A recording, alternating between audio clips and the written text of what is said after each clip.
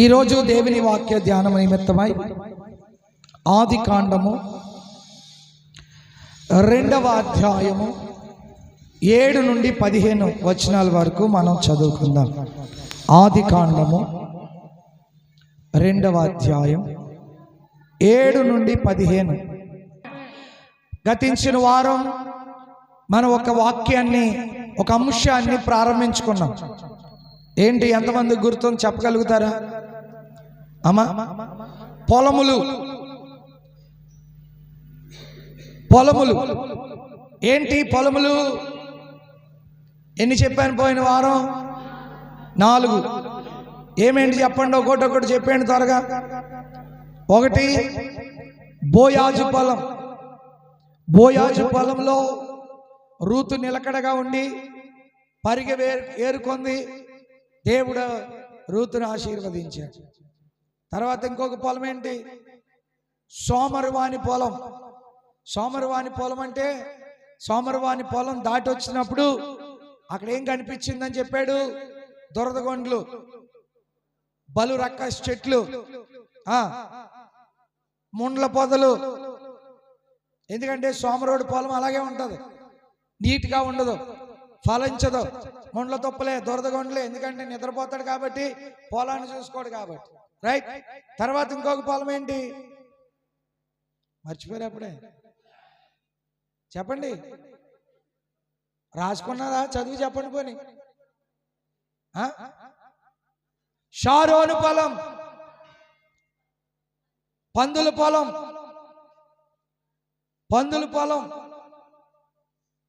పందుల పొలం ఏంటి? తప్పిపోయి వెళ్ళిపోయి మరలా అంతా అయిపోయిన తర్వాత అతడు వెళ్ళిన దేశంలో కరువు వచ్చినప్పుడు అతడు ఒక ఇంటికి చేరాడు. అతడేమో తనకున్న పందుల పొలంలో పంపాడు.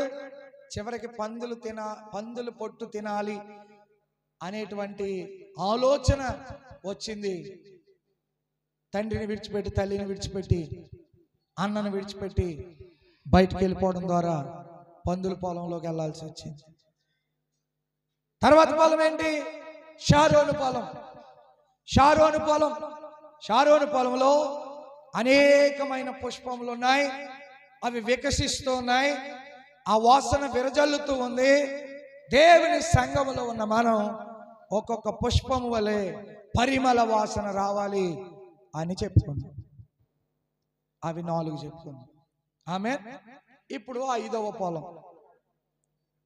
ఈరోజు మనం ప్రారంభించుకునే పొలం పేరేంటి చెప్పండి? చెప్పండి. అదే దాని పేరు ఏదెను తోట, ఏదెను పొలం. ఏదెను తోట ఏర్పాటు చేసి దేవుడు మట్టిని తీసుకుని బొమ్మను తయారు చేసి ఆ బొమ్మలోనికి ఏమంటాడు? అక్కడ రాయబడిన మాట, నాసికారంధ్రములో జీవవాయువును ఓదగా నరుడు జీవాత్మాయను. జీవాత్మగా దేవుడు చేసి, జీవింపచేసి, నరునిగా ఏర్పాటు చేసి, ఇంకా చెప్పనా, రెండేసి ఆయన దగ్గరికి వస్తుంటే ఆయన పేరు పెడుతున్నాడు. ఏమని పెడుతున్నాడు? పులి, నక్క, కుక్క, పిల్లి, పాము, లేకపోతే మరొకటి, ప్రతిదానికి కుందేలు, ఇలా పేర్లు పెడుతున్నాడు. జతలుగా వస్తున్నాయి ఆయన దగ్గరికి. వస్తున్నప్పుడు ఆయన హృదయంలోకి ఒక ఆలోచన రాకూడదు. ఏ ఆలోచన అంటే, అన్నీ రెండు ఉన్నాయి, జతలుగా ఉన్నాయి, నేనేంటి ఒక్కడిని ఉన్నాను అనే ఆలోచన రాకుండా, దేవునికి స్తోత్రం, హల్లెలూయా. దేవుడు గాఢ నిద్ర కలుగ చేసి ప్రక్కటెముకలో ఒక ఎముకను తీసి ఏం చేశాడో తెలుసా? స్త్రీని నిర్మించాడు, భార్యాభర్తలుగా చేశాడు. దేవుడు ఏమన్నాడు? ఆదామేమన్నాడు? నా ఎముకలో ఒక ఎముక, నా మాంసములో మాంసము, ఇది నరుని నుండి తీయబడింది కనుక నారీ అనబడును అన్నాడు. అలాగే కుటుంబంగా కట్టబడ్డారు. ఒక తోట ఏర్పాటు చేశాడు కదా, ఏదేను తోట, అందమైన తోట, దేవుని స్తోత్రం. ఆ తోటలో ఆదామును పెట్టాడు, అవ్వను పెట్టాడు. వాళ్ళిద్దరికి ఇశ్రాయేలీయులకి 10 ఆజ్ఞలు ఇచ్చాడు, ఆదాముకు ఒకే ఆజ్ఞ ఇచ్చాడు. ఇశ్రాయేలీయులకి ఎన్ని ఆజ్ఞలు ఇచ్చాడు చెప్పండి? 10 ఆజ్ఞలు. మీరు మాట్లాడాలి. 10 ఆజ్ఞలు ఇచ్చాడు. ఆదాముకి అవ్వకి ఒకే ఆజ్ఞ. ఏంటి ఆజ్ఞ? మంచి చెడ్డల తెలివినిచ్చు వృక్ష ఫలం అక్కడ ఉంది. అందమైన తోట, సకల జాతుల వృక్ష ఫలములు చెట్లు అక్కడ ఉన్నాయి. నీవన్నీ తినొచ్చు, కానీ మంచి చెడ్డలు తెలివినిచ్చే ఫలం ఒకటి ఉంది. ఆ ఫలము నువ్వు తినకూడదు అని ఒకే ఒక్క ఆజ్ఞ నా దేవుడు వాళ్ళకి జారీ చేశాడు. హల్లెలూయా. ఇక్కడ మనం కాసేపు వాక్యాన్ని అర్థం చేసుకుని ఆలోచన చేస్తే, దేవుడు మనకు అప్పగించినటువంటి కుటుంబం, దేవుడు మనకు అప్పగించిన సంఘం, మనము నమ్మకముగా ఉండాలి. నమ్మకముగా ఉండాలి. మన కుటుంబంలో మనము నమ్మకముగా ఉండాలి. భర్త దగ్గర, భార్య దగ్గర, బిడ్డల దగ్గర, బంధువుల దగ్గర, దేవుడు మనకిచ్చిన కుటుంబంలో దేవుని బిడ్డ, దేవుడు మనకు ఆజ్ఞాపించినట్టుగా, సెలవిచ్చినట్లుగా, ఆయన కోరినట్టుగా మన జీవితము మలుచుకోవాలి. దేవునికి స్తోత్రం. అలాగే సంఘములో కూడా దైవజనుడిగా దేవుడు చెప్పిన మాటలు ఏదైతే సంఘంతో బోధిస్తున్నాడో ఆ బోధకు లోబడి, ఆ సంఘానికి లోబడి ప్రార్థన యందును, ఆరాధన యందును, విశ్వాసం యందును, రొట్టె విరుచుట యందును అన్ని విషయాలలో నమ్మకంగా ఉండాలి. దేవునికి స్తోత్రం. హల్లెలూయా.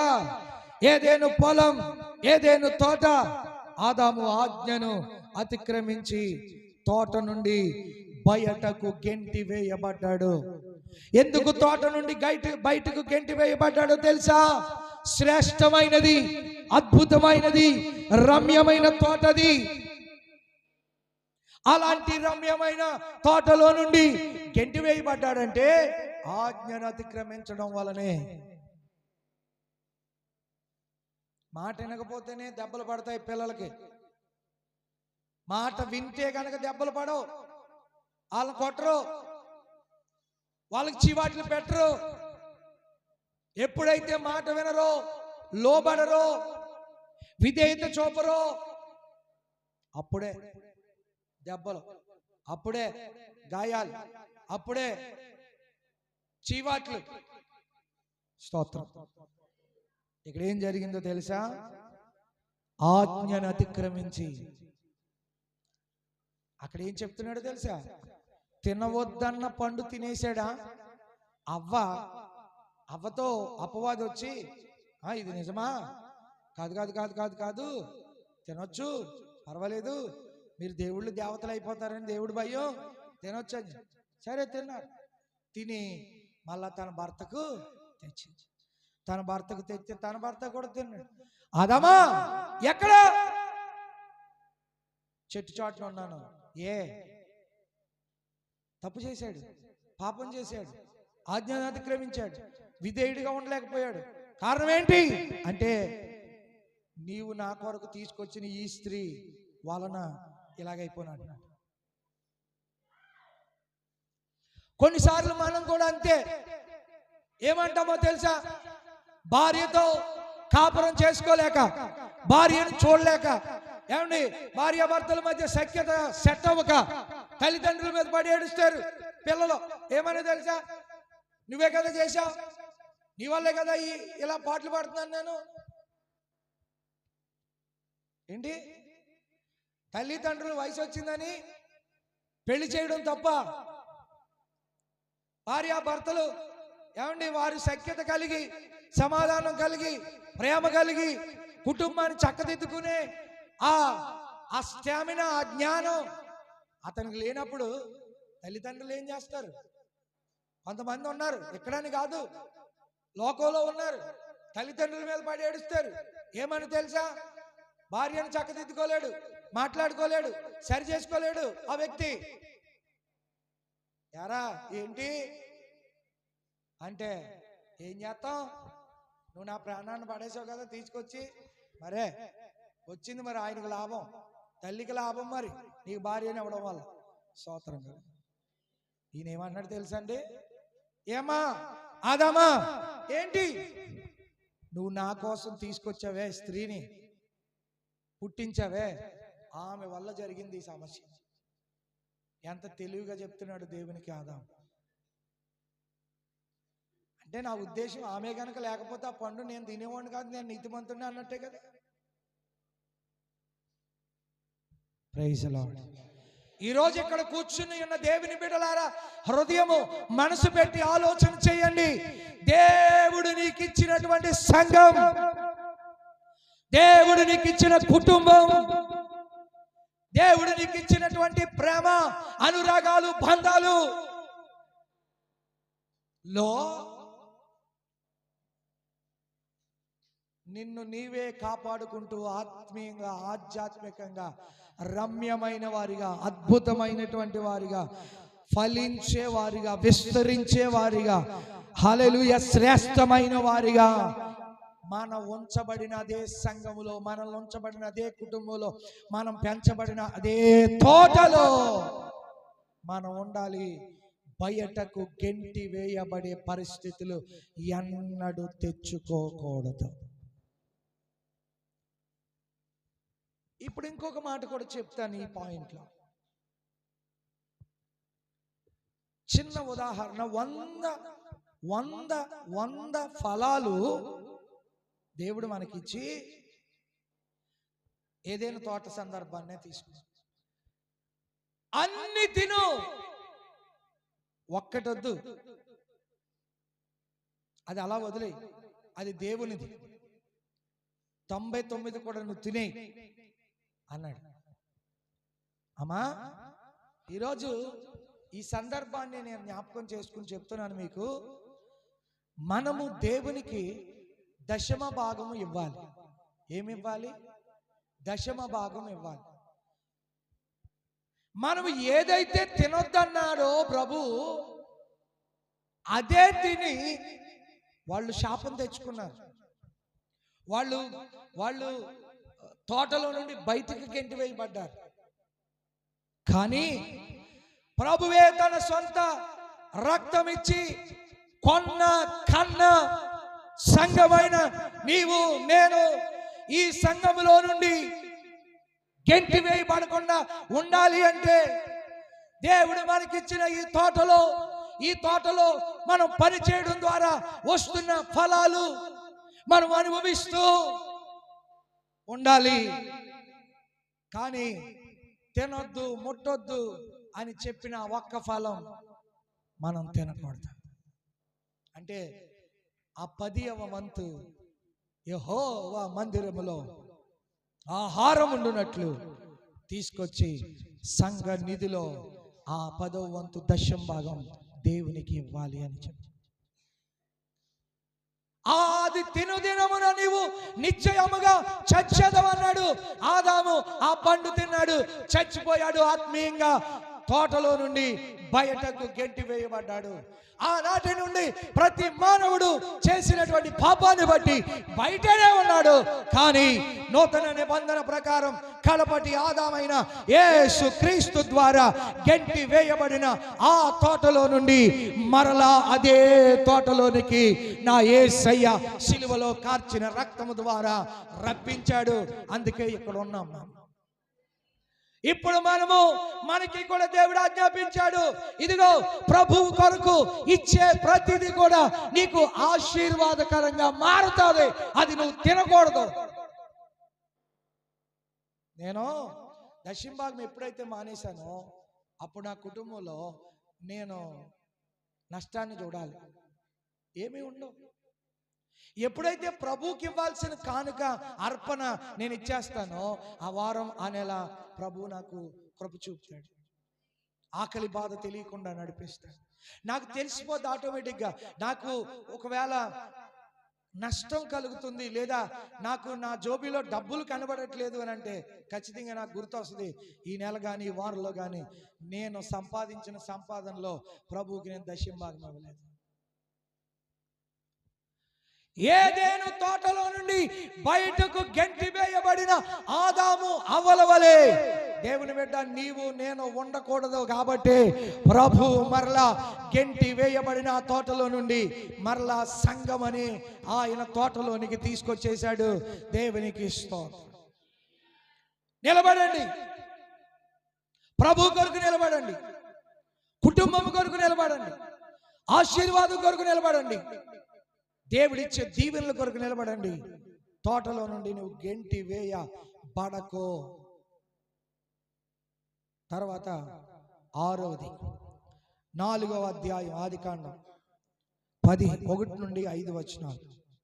అదే పేజీలో ఆదాము తన భార్య అయిన హవ్వను కూడినప్పుడు ఆమె గర్భవతి అయి కయీనును కని, యెహోవా దయ వలన నేను ఒక మనుషుని సంపాదించుకున్నానని, తరువాత ఆమె అతని తమ్ముడగు హేబేలును కనెను. హేబేలు గొర్రెల కాపరి, కయీను భూమిని సేద్యపరచువాడు. కొంతకాలమైన తరువాత కయీను పొలము పంటలో నుండి కొంత యెహోవాకు అర్పణ తెచ్చింది. హేబేలు కూడా తన మందలో తొలిచూలు పుట్టిన వాటిలో క్రొవ్విన వాటిని కొని తెచ్చింది. యెహోవా హేబేలును అతని అర్పణను లక్ష్య పెట్టెను, కయీను అతని అర్పణను ఆయన లక్ష్య పెట్టలేదు. కాబట్టి కయీనుకు మిక్కిలి కోపం వచ్చి అతడు తన ముఖము చిన్నబుచ్చుకొనగా, యెహోవా కయీనుతో నీకు కోపమేలా, ముఖము చిన్నబుచ్చుకున్నావేమి? నీవు సత్క్రియ చేసిన ఎడల తలనెత్తుకొనవా? సత్క్రియ చేయని ఎడల వాకిట పాపము పొంచి ఉండును, నీ ఎడల దానికి వాంచగలుగును, నీవు దానిని ఏలుదువనెను. కయీను తన తమ్ముడైన హేబేలుతో మాట్లాడెను. వారు పొలములో ఉన్నప్పుడు కయీను తన తమ్ముడైన హేబేలు మీద పడి అతనిని చంపెను. ఇది కయీను పొలం. ఈ పొలం పేరేంటండి చెప్పాలి మీరు? కయీను పొలం.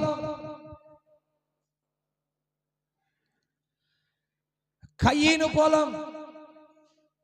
ఆదాము తన భార్య హవ్వ వారిద్దరికి పుట్టిన బిడ్డలే కయీను హేబేలు.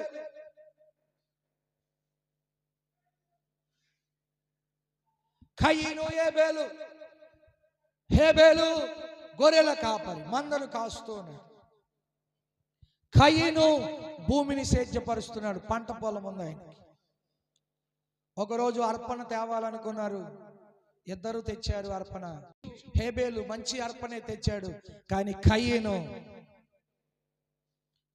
భూమిని సేద్యపరిచేవాడు, తను తెచ్చాడు అర్పణ, కానీ సత్క్రియలు మంచి క్రియలు లేకుండా ఆయన తీసుకొచ్చాడు అర్పణ. తెచ్చే అర్పణ కూడా ఎలా ఉండాలో తెలుసా? మంచి క్రియలు చేయుచు తీసుకురావాలి. లంచము డబ్బు తేకూడదు, వడ్డీ డబ్బు తేకూడదు, అక్రమంగా సంపాదించిన డబ్బు తేకూడదు. సత్క్రియలు, మంచి క్రియలు కలిగినటువంటి సంపాదించుకున్నటువంటి ధనమునే, అర్పణనే తీసుకురావాలి. Praise lord. హల్లెలూయా, హల్లెలూయా. కయీను పొలంలో, హేబేలు మందలో ఇద్దరు అర్పణ తెచ్చారు, కానీ హేబేలు అర్పణే దేవుడికి అంగీకారం అయ్యింది. ఆమేన్, ఆమేన్, ఆమేన్. నీవు తెచ్చే ప్రతి అర్పణ, మీరు అర్పించే ప్రతి హోమాలు, అర్పణలు, యాచనలు, విజ్ఞాపనలు ఎలా ఉండాలో తెలుసా అండి? మంచి క్రియలు కలిగినవిగా ఉండాలి. అక్కడ అదే రాస్తున్నాడు. ఏమన్నా తెలుసా? నీవు సత్క్రియ చేసిన ఎడల తలనెత్తుకొనవా, సత్క్రియ చేయని ఎడల వాకిట పాపము పొంచియుండును, నీ ఎడల దానికి వాంచగలుగును, దానిని నీవు ఏలుతావు.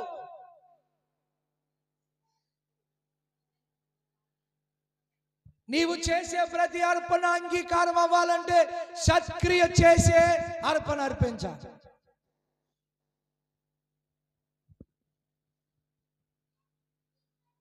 ఒకడు దేవుని మందిరంలోనికి అర్పణ తెస్తాడు. అక్కడ రాయబడుతుంది, నీ సహోదరునితో నీకు సమాధానం లేకపోతే ఆ అర్పణ అక్కడే విడిచిపెట్టి ముందు నీ సహోదరునితో సమాధానపడి వచ్చి అర్పణ అర్పించు అంటాడు. చేతుల పైకెత్తి స్తోత్రాలు. హల్లెలూయా.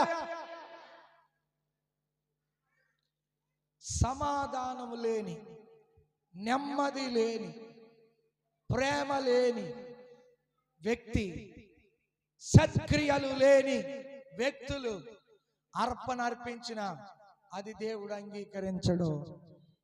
హల్లెలూయా, హల్లెలూయా, హల్లెలూయా.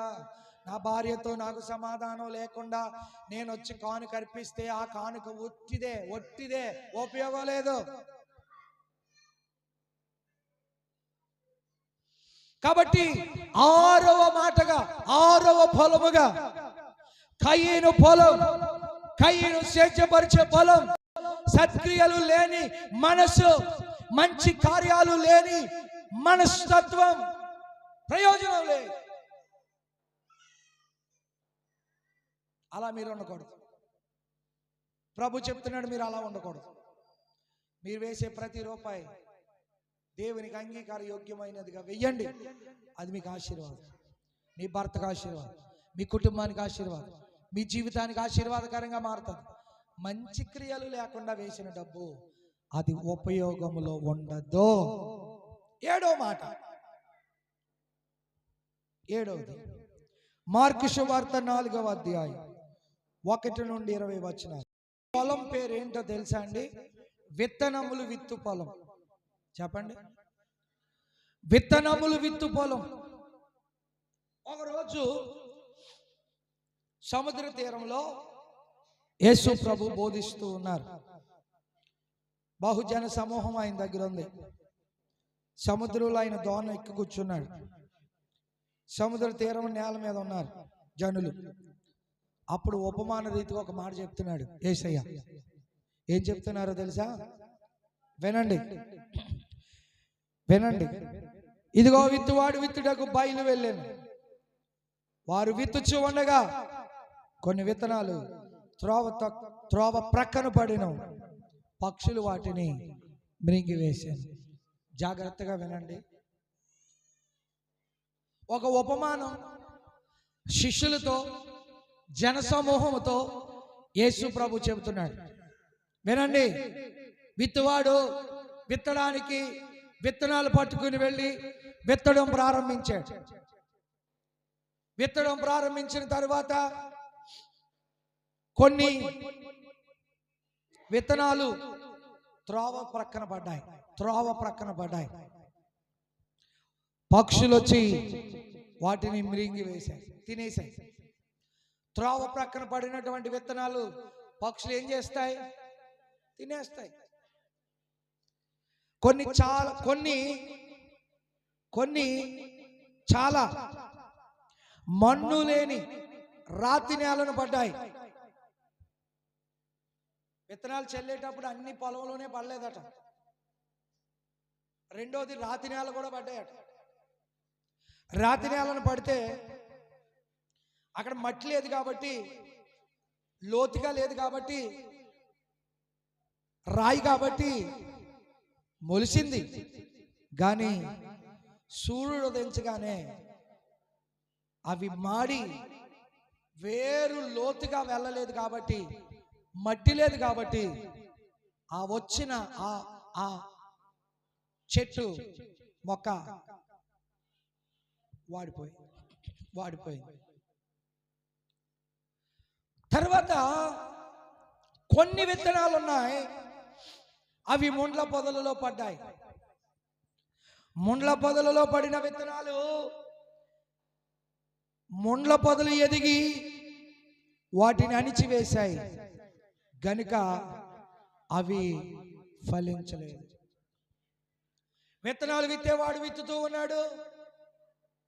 మూడవదిగా ముండ్ల తొప్పల్లో పడ్డాయి విత్తనాలు. కొన్ని వెళ్ళి విత్తినప్పుడు ముళ్ళ తొప్పుల్లో పడ్డాయి, మొక్కొచ్చింది, ఎదగనివ్వట్లేదు. కారణం ఏంటి? ముళ్ళ తొప్పులు పైన ఉన్నాయి. ఆ ఎదిగే మొక్కన ముళ్ళ తొప్పులు అణిచివేస్తున్నాయి. మొక్క ఎదగడానికి వీలు లేదు. దానివల్ల ప్రయోజనము. కానీ తర్వాత అవి ఎక్కడ పడ్డాయో తెలుసా? కొన్ని మంచి నేలను పడిను. అవి మొలిచి పెరిగి పైరై 30దంతులుగా 60దంతులుగా 100ంతులుగా ఫలించెను. వినుటకు చెవులు గలవాడు వినుగాక. హల్లెలూయా, హల్లెలూయా. కొన్ని మంచి నేలను పడ్డాయి. మంచి నేలను పడిన విత్తనాలు ఏమయ్యాయో తెలుసా? ఫలించాయి, అభివృద్ధి పొందాయి, పెరిగాయి, పైరైనాయి. 30దంతులు 60దంతులు 100ంతుల ఫలము అనుభవించడానికి వీలు కలిగింది. ఆ మాటలు ఆయన ఒంటరిగా ఉన్నప్పుడు 12 మంది శిష్యులతో కూడా ఆయన చుట్టూ ఉండిన వారు ఆ ఉపమానము గూర్చి ఆయన అడిగారంట. ఉపమానం చెప్పావు కదా, ఏంటి సంగతి అంటే దాని వివరణ ఆయన ఇస్తున్నాడు. అందుకు ఆయన వివరణ ఇస్తున్నాడు. దేవుని రాజ్య మర్మము తెలుసుకొనుట మీకు అనుగ్రహింపబడి ఉన్నది గాని వెలుపల నుండి వారు ఒకవేళ దేవుని వైపు తిరిగి పాప క్షమాపణ పొందుదురని వారు చూచుటకైతే చూచియు కనుగొనకయు వినుటకైతే వినియు గ్రహింపకయు నుండుటకును అన్నియు ఉపమాన రీతిగా వారికి బోధింపబడుచున్నవని వారితో చెప్పాను. దాని కంటిన్యూషన్ గా మరలా ప్రభు చెప్తున్నాడు. ఏమనో తెలుసా? మరియు ఈ ఉపమానం మీకు తెలీదా? అలాగైతే ఈ ఉపమానములన్నీ మీకేలాగు తెలియనా? నేను విత్తువాడు వాక్యము విత్తుచున్నాడు. త్రోవ పక్క నుండి వారెవరనగా వాక్యము వారిలో విత్తబడిన గాని వారు వినిన వెంటనే సాతాను వచ్చి వారిలో విత్తబడిన వాక్యం ఎత్తుకుపోతుంది. మీకు అర్థం అవడానికి మీరు వాక్యం వింటున్నారు, నేను విత్తనాలు వేస్తున్నాను, మీరు వాక్యం వింటున్నారు. సంఘం అనే ఈ పొలంలో వాక్యము అనే విత్తనాలు వేస్తున్నాను, మీరు ఫలించాలి. కానీ ఈ విత్తనాలు ఎక్కడ పడ్డాయో తెలుసా? త్రోవ ప్రక్కన పడ్డాయి. త్రోవ పక్కన పడ్డాయనంటే త్రోవ పక్కన పడిన విశ్వాసులను ఎలా పోలుస్తూ ఉన్నాడో తెలుసా? దేవుని బిడ్డలారా, ఇక్కడ అంటాడు, ఒకవేళ దేవుని వైపు తిరిగి పాప క్షమాపణ పొందిరని యెహోవా వారు చూచుటకైతే చూచియో కనుగొనకయు వినుటకైతే వినియు గ్రహింపకయు నుండిట కును అన్నియు ఉపమాన రీతిగా ఈ మాటలు బోధిస్తున్నాను. ఏంటో తెలుసా? విత్తువాడు వాక్యం విత్తుచున్నాడు. త్రోవ పక్క నుండి వారు ఎవరనగా వాక్యము వారిలో విత్తబడిన గాని వారు వినిన వెంటనే సాతాను ఎత్తుకెళ్ళిపోయింది. వాళ్ళు త్రోవ పక్కన ఉన్నారు, సంఘంలోనే ఉన్నారు, కానీ త్రోవ పక్కన ఉన్నారు. పొలంలోనే ఉన్నారు, కానీ త్రోవ పక్కన ఉన్నారు. దేవునికి స్తోత్రం, దేవునికి స్తోత్రం, దేవునికి స్తోత్రం. సాతాను ఎత్తుకెళ్ళిపోయాడు. విత్తబడిన ఏ వాక్యం మీ దగ్గర లేదు. సాతాను ఎత్తుకెళ్ళిపోయాడు. తర్వాత మాట ఏమంటున్నాడు? అటువలే రాతి నేలను విత్తబడిన వారు ఎవరనగా వాక్యము విని సంతోషముగా అంగీకరించువారు. అయితే వారిలో వేరు లేనందున కొంతకాలం వారు నిలుతురు గాని వాక్య నిమిత్తము శ్రమైనను హింసైనను కలుగుగానే వారు అభ్యంతరపడుదురు. రాతి నేలను పడిన విత్తనాలు ఎవరితో పోల్చాడో తెలుసా?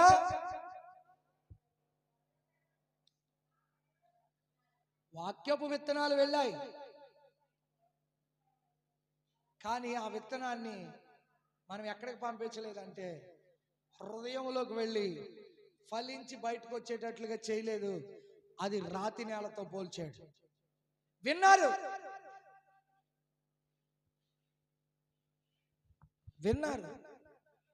కానీ అది లోతుగా నాటబడలేదు. తర్వాత ఇంకొక మాట కూడా చెప్తున్నాడు. ఏంటి?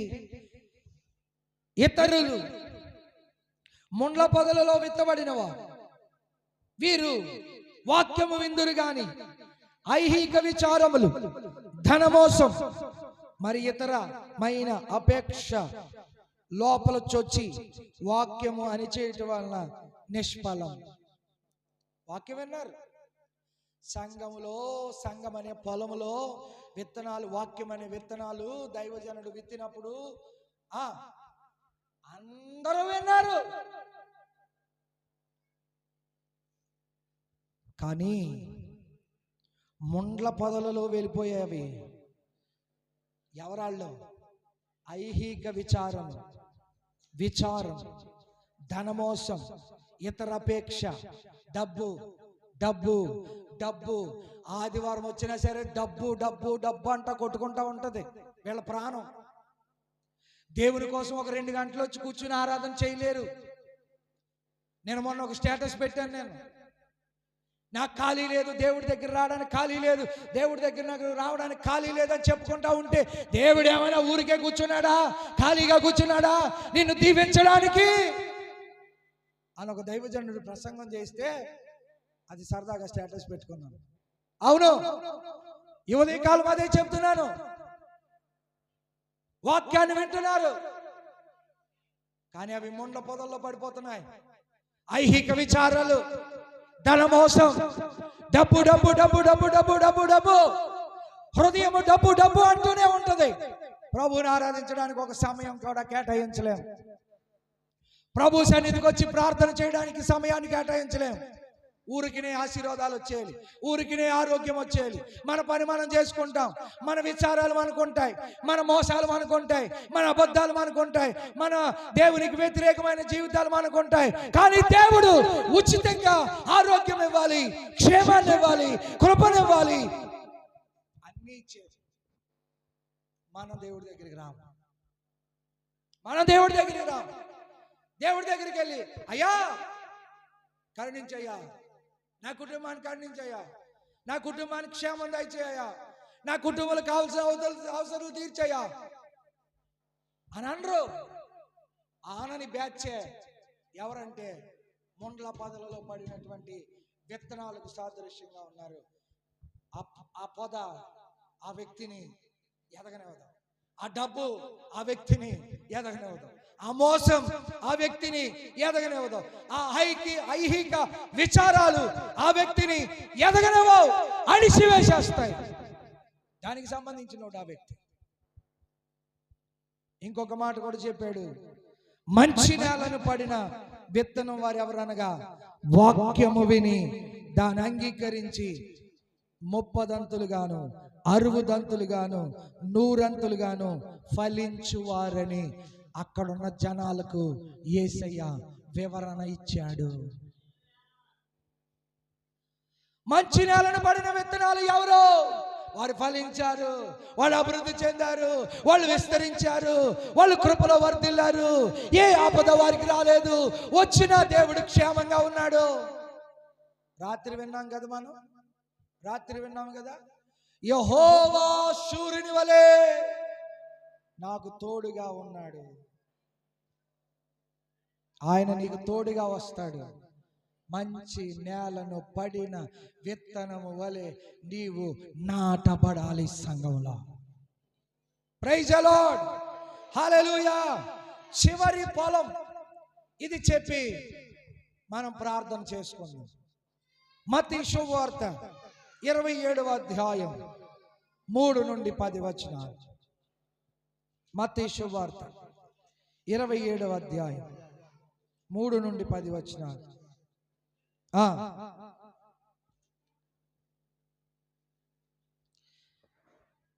అప్పుడు ఆయనను అప్పగించిన యోధ ఆయనకు శిక్ష విధింపబడగా చూచి పశ్చాత్తాపపడి ఆ 30 వెండి నాణెములు ప్రధాన యాజకుల యొద్దకును పెద్దల యొద్దకును మరలా తెచ్చి, నేను నిరపరాధ రక్తమును అప్పగించి పాపము చేసి తిని చెప్పాను. వారు దానితో మాకేమి, నీవే చూచుకొనిమని చెప్పగా అతడు ఆ వెండి నాణెములు దేవాలయంలో పారవేసి పోయి ఉరిపెట్టుకొని, ప్రధాన యాజకులు ఆ వెండి నాణెములు తీసుకొని, ఇవి రక్త క్రయధనము గనుక వీటిని కానుకలు పెట్టెలో వేయదగదని చెప్పుకొనిరి. కాబట్టి వారు ఆలోచన చేసి వాటినిచ్చి పరదేశులను పాతిపెట్టుటకు కుమ్మరి వాని పొలము కొనెను. అందువలన నేటి వరకు ఆ పొలము రక్తపు పొలం అనబడుచున్నది. హల్లెలూయా.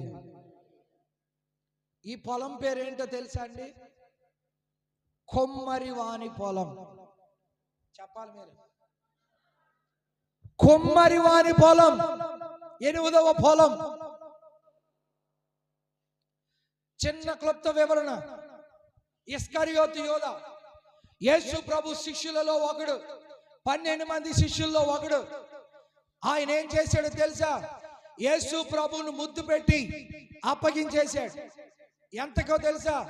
30 వెండి నాణాలు. అయితే ఒకనొక దినం బుద్ధొచ్చి అన్నాడు, నిరపరాధి అయిన రక్తం నేను అమ్మాను, అప్పగించాను, పాపం చేశాను, కాబట్టి ఈ డబ్బు నాకొద్దు అని ప్రధాన యాజకుల దగ్గరికి పట్టుకెళ్ళిపోయాడు. ఆ 30 వెండి నాణాలు ఇచ్చేశాడు. వాళ్ళు అన్నారు, మాకేం పని, మేము మీకు డబ్బు ఇచ్చాం, మీరు మాకు అప్పగించారు, అంతవరకే, నువ్వు వెళ్ళిపో అన్నట్టుగా మాట్లాడారు. దేవునికి స్తోత్రం కలుగునుగా. అయితే అది అక్కడనే గిరిపెట్టి వదిలేసి చల్లా చెదురు చేసేసి వెళ్ళి ఉరిపెట్టుకుని చచ్చిపోయాడు యోధ. ఎందుకో తెలుసా? నిరపరాధిని రక్తం ఈ డబ్బుల కోసం నేను అమ్మేశాను అని పశ్చాత్తాపపడి డబ్బులు ఇచ్చేసి వచ్చేసాడు, చచ్చిపోయాడు. స్తోత్రం కలుగునుగా. అయితే వినండి దేవుని బిడ్డలారా, అక్కడ ఉన్నవారు అనుకుంటా ఉన్నారు. ఏమనుకుంటున్నారో తెలుసా? ప్రధాన యాజకులు ఏమనుకున్నారో తెలుసా? ఆ వెండి నాణెములు తీసి, ఇవి రక్త క్రయధనము గనుక వీటిని కానుక పట్టెలో వేయకూడదు, నిరపరాధి రక్తము చిందింపబడడానికి ఇవ్వబడిన ధనము కాబట్టి ఇది ఎక్కడ వేయకూడదు, కానుకలు పెట్టెలో వేయకూడదు. కాబట్టి అలా ఆలోచన చేశారు. పరదేశీయులను పాతి పెట్టడానికి ఒక పొలం కొందాం, ఆ డబ్బు తీసుకెళ్లి కొమ్మరి వాన పొలం కొన్నారు. ఎప్పుడైతే కొమ్మరి వాని పొలం నిరపరాధి రక్తాన్ని చిందించడానికి, కార్చడానికి తీసుకున్న డబ్బు అయిందో, ఆ డబ్బును కాస్త కొమ్మరి వాని పొలం కొన్నారు కదా, కానుకలు పెట్టెలో వేయలేదు కదా, ఆ పొలానికి ఏ పేరు వచ్చిందో తెలుసా? రక్త భూమి అని పేరు వచ్చింది. రక్తపు భూమి, రక్తపు పొలం. 8వ వచనం, అప్పుడు విలువ కట్టబడిన వాని, అనగా ఇశ్రాయేలీలలో కొందరు విలువ కట్టిన వాని క్రయధనమైన 30 వెండి నాణెములు తీసుకొని, ప్రభువు నాకు నియమించిన ప్రకారం వాటిని కొమ్మరి వాని పొలమునకిచ్చిరి అని ప్రవక్త అయిన ఇర్మియా ద్వారా చెప్పబడిన మాట నెరవేరెను. Praise the Lord. Hallelujah, hallelujah. విలువ కట్టబడిన, అనగా ఇశ్రాయేలీలలో కొందరు విలువ కట్టిన వాని క్రయధనమైన, ఆమేన్, హల్లెలూయా. 30 వెండి నాణెములు తీసుకొని ప్రభువు నాకు నియమించిన ప్రకారము కొమ్మరి వాని పొలము ఇచ్చిరి.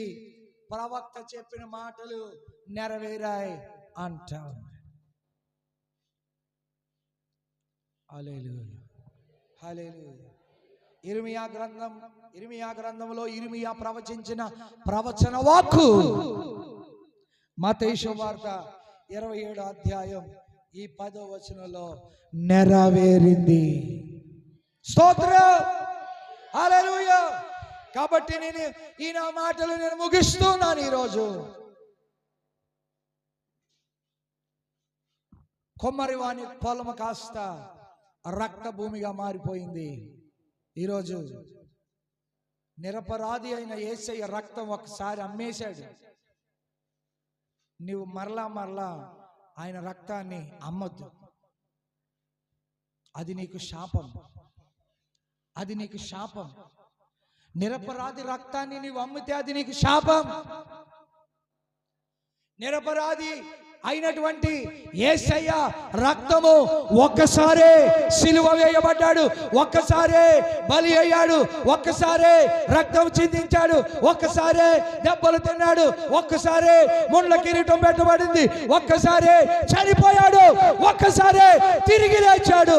మరలా రెండవ రాకడలో ఆయన ఇక్కడికి రాబోతున్నాడు. నువ్వు మరలా ఇస్కరియోతు యోధా ఒకసారి అమ్మి చచ్చిపోయాడు. నీవు నిరపరాధి రక్తాన్ని మరలా నువ్వు చేసిన పాపాన్ని బట్టి అమ్మతో. ప్రైజ్ ది లార్డ్, హల్లెలూయా, హల్లెలూయా. ఆయనను అమ్మేయొద్దు అన్యులలో, ఆయనను అవమానపరచవద్దు అన్య జనాంగాలలో, ఆయనను హేళన చేయొద్దు అన్య జనాంగాలలో, ఆయనను సిగ్గుపరచవద్దు అన్య జనులలో, ఆయనను మరలా సిలువ వేయొద్దు. లోకంలో నీ కొరకు నా కొరకు క్రయధనముగా ఒక్కసారి సిలువ వేయబడ్డాడు. అప్పుడే మన పాపములన్నీ కొట్టివేయబడ్డాయి, అప్పుడే మన అపరాధములన్నీ కొట్టివేయబడ్డాయి, అప్పుడే మన స్థితిగతులన్నీ మార్చబడ్డాయి. ఒకప్పుడు ఆదాము చేసిన పాపమే మన మీదకి వస్తే ఆ పాపమును కడపటి ఆదామైన యేసు క్రీస్తు ద్వారా సిలువ వేయబడడం ద్వారా, రక్తము కార్చడం ద్వారా, ముళ్ళ కిరీటం పెట్టడం ద్వారా, చేదు చిరకను తీసుకోవడం ద్వారా మట్టుగా ఉన్నటువంటి ఆ తెర చిరిగిపోయింది. నేరుగా ప్రభు దగ్గరికి వెళ్ళి మనం ఆరాధించగలిగే కృప దేవుడు మనకి ఇచ్చాడు.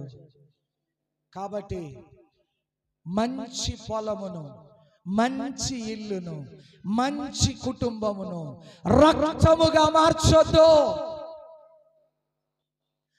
గొర్రె పిల్ల రక్తము చేత ప్రోక్షించుకోండి, పర్వాలేదు. ఇజ్రాయేలు ప్రజలు ఏమండి సంహార దూత తప్పింపబడుట కొరకు గొర్రె పిల్లలను వధించి వారు గుమ్మముల మీద ఆ రక్త ప్రోక్షణ చేస్తే సంహార దూత ఆ ఇంటిని దాటిపోయింది. ఆ ఇంటిలో ఉన్న వారిని ఏ మాత్రము హతము చేయలేదు. ఎవరి ఇల్లు అయితే గొర్రె పిల్ల రక్తముతో ప్రోక్షింపబడలేకుండా ఉందో ఆ ఇల్లు హతము చేయబడుతుంది. అది దాని అర్థం. ఈరోజు రక్షణ పొందిన నీవు, విశ్వాసం ఉంచిన నీవు దేవుని బిడ్డ, యేసు క్రీస్తు రక్తము నీ ఇంటి మీద ప్రోక్షింపబడింది, నీ మీద ప్రోక్షింపబడింది, నీ కుటుంబం మీద ప్రోక్షింపబడింది. ఏ శత్రువు, ఏ మరణము, ఏ అపవిత్రత, ఏ అపవాది క్రియలు నీలో రాకుండా ఆ రక్త ప్రోక్షణ జరిగింది. అది నిన్ను కాపాడుతూ ఉంది.